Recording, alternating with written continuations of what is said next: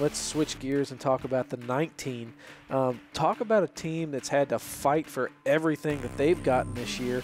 Hadn't looked that great off the trailer, unloading at these racetracks, but somehow, if they're not getting crashed out of the Daytona 500, they're fighting their way back up through Atlanta and Vegas and ISM. And Truex, he had a rocket ship under him. If he had a couple more laps, Kyle Busch would have been in trouble. When they talked about how good he was on the long run, that they had the car tuned in to be better on the long runs versus the short run. So if you gave Truex a long green flag, he was going to catch up. And I do think, call me crazy, but I think 5 more laps, you might have had a little bit of a battle for the win there. Had a little fight between teammates is what I like. Yeah, there was nobody faster in that last long run that we had to the end. I think they're going to be just fine.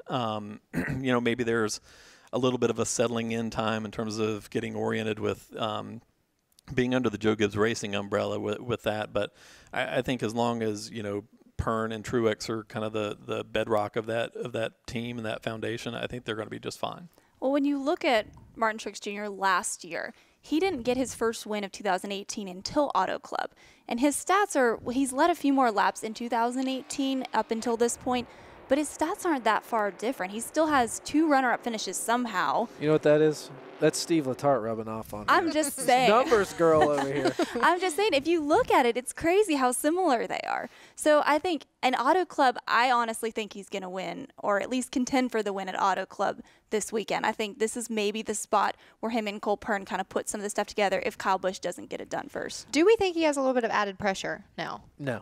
No? I don't None? think so. You don't No, I think think there's a pressure coming from a smaller team where you're the big fish, and now you're a smaller fish in a bigger pond? I feel like Truex and Cole are the most secure that they've probably been in 3 or 4 years, and I think he's a champion.